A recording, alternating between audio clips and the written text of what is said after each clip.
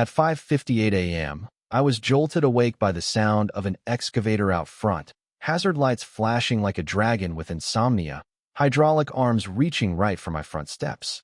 By 6:02, what used to be my staircase was nothing but splintered lumber, and my shower stall was out in the open, waving at the sunrise. There I was, barefoot, clutching a mug that said "Quiet Life." Absolutely losing my mind on the curb, trying to convince everyone they had the wrong address, when out steps Marley Yates, president of the Birch Ridge HOA, wearing a sash that said "Compliance Day," like she's running for sheriff of the block.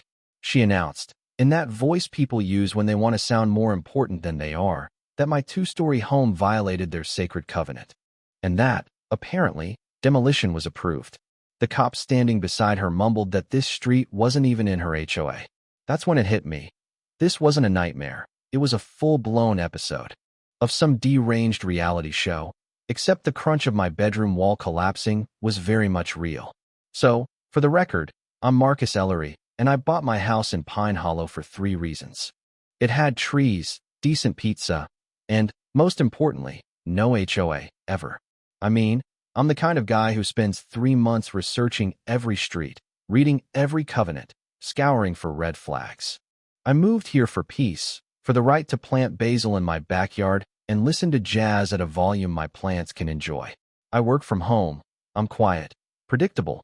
My idea of risk is painting the front door teal without filling out a permission slip. I knew Birch Ridge had an HOA, but they were a block away and might as well have been on Mars. But then, 3 weeks after moving in, Marley showed up at my door holding a binder stuffed with color tabs, introducing herself as Community Aesthetic Coordinator. I told her, as politely as I could manage, that I wasn't part of her community. She smiled, a slow, predatory thing, and said, "Technically, we're all one big neighborhood family." I shut the door. Honestly, that should have been the end of it. But Marley doesn't do endings, she does escalation. First, flyers appeared on my porch. Community uniformity expectations, architectural harmony guidelines, the works. One even featured a photo of my house. Second story circled in red, problematic, in giant font. I started saving them in a folder labeled Evidence of Insanity. Then came the official notices on Birch Ridge letterhead, complete with fake eagle seals and deadlines for compliance. I framed one and put it in my bathroom. She started staging drive-by photo shoots, crouching behind cars, measuring my roofline width.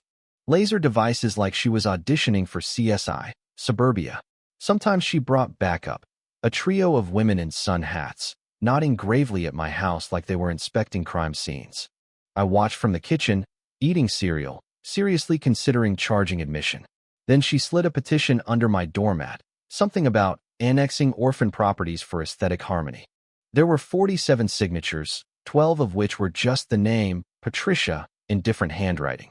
When the flyers and petitions didn't work, she leveled up, glossy brochures about voluntary compliance, testimonials from people who looked suspiciously like dental ad models, and eventually a red order to abate non-compliant 2-story tag taped to my door.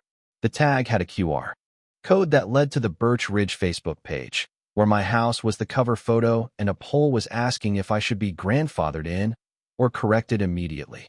I sent all this to my lawyer, who nearly dropped his phone laughing. I responded with my parcel map, highlighted to show I wasn't in their HOA. Marley shot back, "Geography is fluid."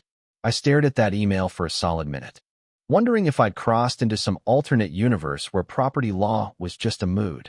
I sent her a county assessor link. She replied with a screenshot of a Wikipedia page about eminent domain. I almost admired her commitment to nonsense. But the kicker came when she hosted a community visioning workshop in the park, complete with a projector showing before and after photos of my house. After, of course, meant with the second floor magically erased. People applauded. My address got name-dropped 9 times in her speech. I found out about it from a neighbor who went for the free donuts and filmed the whole thing. That's when I should have realized she was playing for keeps.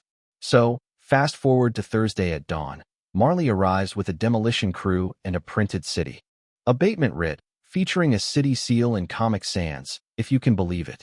The foreman, who looked like he hadn't slept in days, just shrugged, said he had a work order to remove second story. Marley, in her element, waved around a board vote video, 3 people in tennis whites, raising mimosas on a patio.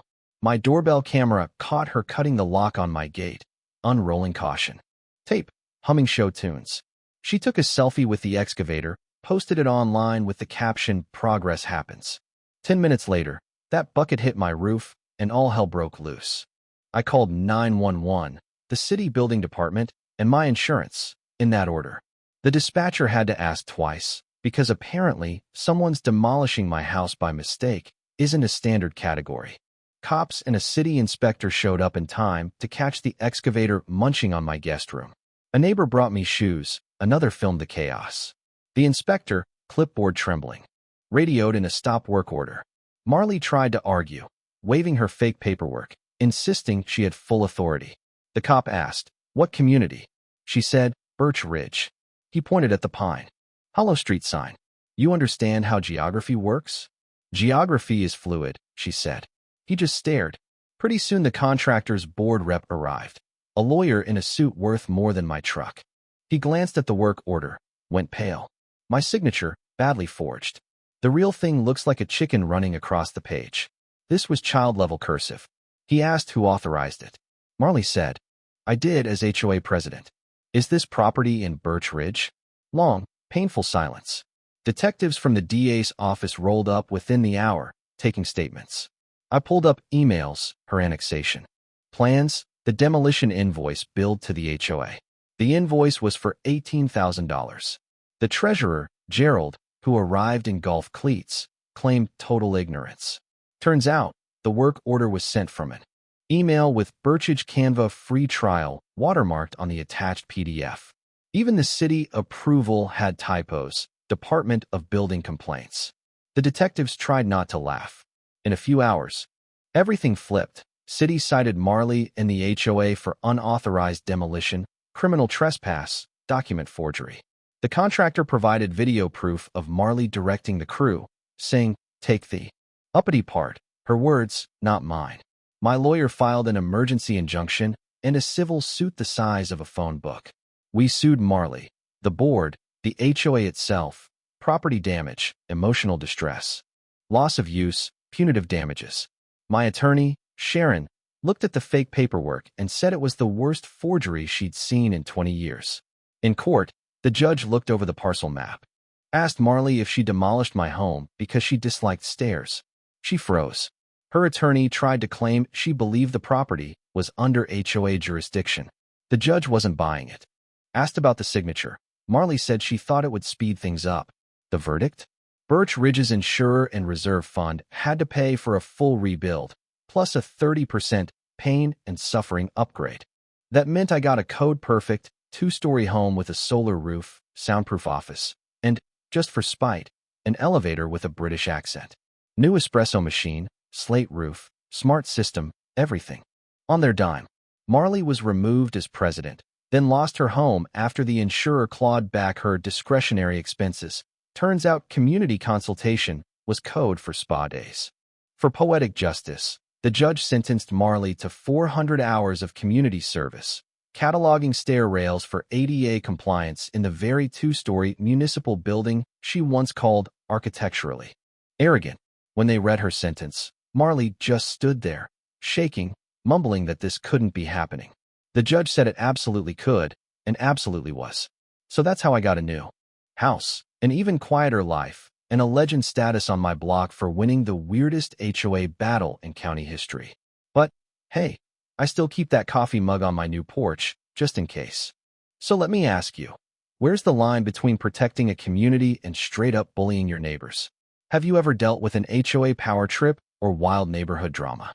Drop your story in the comments, because I have a feeling I'm not alone. And if you think geography is ever fluid, well, maybe you belong in Birch Ridge.